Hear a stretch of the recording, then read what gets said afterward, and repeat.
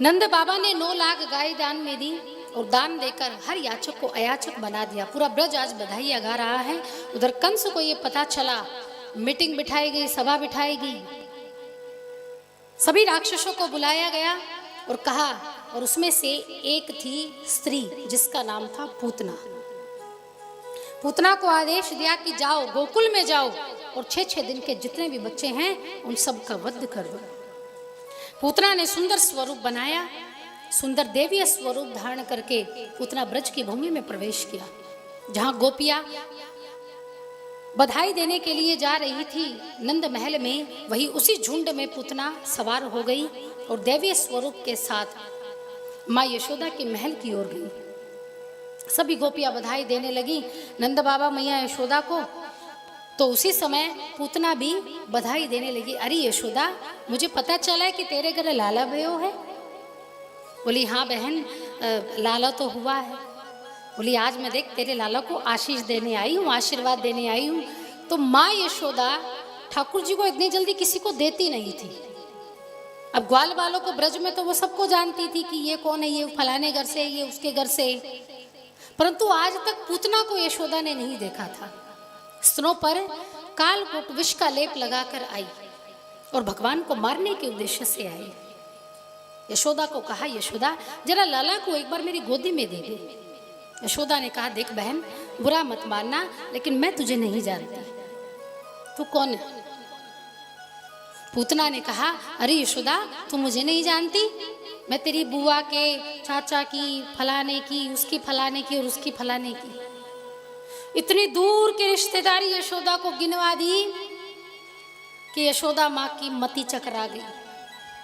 यशोदा ने कहा, अच्छा बहन देख, अभी मुझे याद तो नहीं आ रहा, स्मरण तो नहीं आ रहा, लेकिन हाँ कोई ना कोई तो दूर की रिश्तेदार जरूर लग रही। अब इतनी सुंदर है तो कोई ना कोई तो रिश्तेदारी में पड़ती ही होगी, रिश्ता तो हो गई।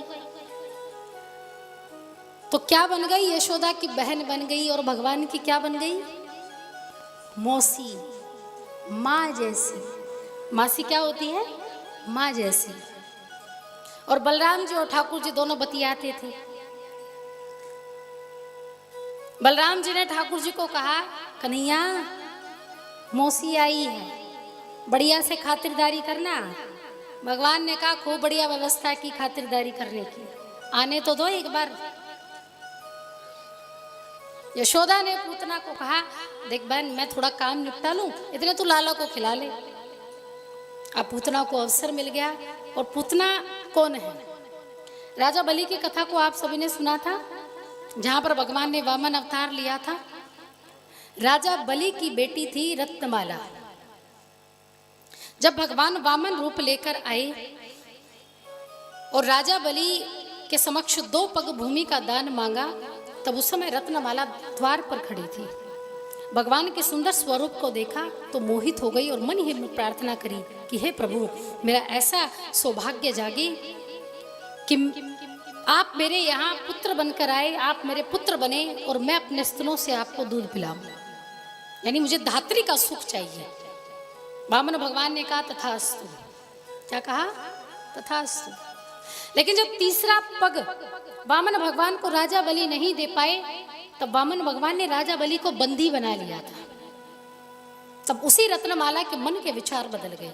कहा, मैं तुम्हारी माँ बनना चाहती थी, तुम्हारी धात्री बनना चाहती थी, अगर तू मेरे हाथ आ जाए, तुझे विष ना पिला दूं तो मेरा नाम रत्नमाला नहीं। भगवान ने तब भी कहा, तथास्तु, स्वीकार है। तो ये वही रत्नमाला है।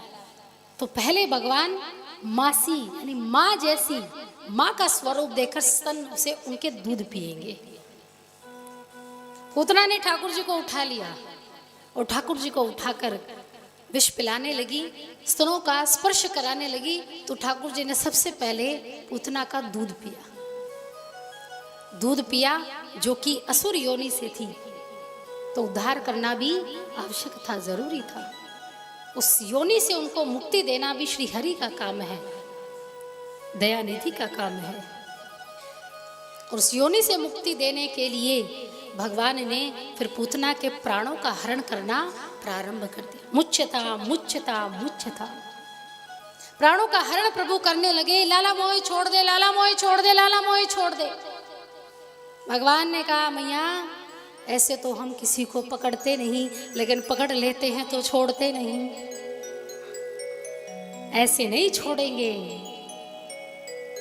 अब तो पूतना ना आचार अच्छा है, न व्यवहार अच्छा है, न रंग से सुंदर है, न रूप से सुंदर है, न नाम अच्छा है, न काम अच्छा है, लेकिन कहते हैं ना न जाने कौन से गुण पर दया निधि रीझ जाए। ये प्रभु ही जानते हैं। मां जैसा रूप उनको भा गया। जैसे प्राणों का हरण किया, पूतना जंगल की ओर प्रभु को लेकर गई और तड़पते हुए पूतना शरीर जो विशालकाय शरीर था वो पृथ्वी पर गिर गया और पृथ्वी पर भारी कंपन हुई। सब ग्वाल बाले माँ यशोदा दौड़े दौड़े जंगल की ओर भागे तो देखा पूतना के शरीर पर छोटे से लाला बैठे हैं। 32 कोस का शरीर।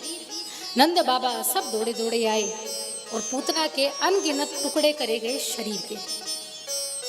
जहां उस असुर योनि से दुर्गंध आ रही थी, वही जब पूतना की चिता जलाई गई तो उसमें से सुगंध उत्पन्न हो रही थी, क्योंकि स्पर्श किसका हो गया था? भगवान का स्पर्श हो गया था।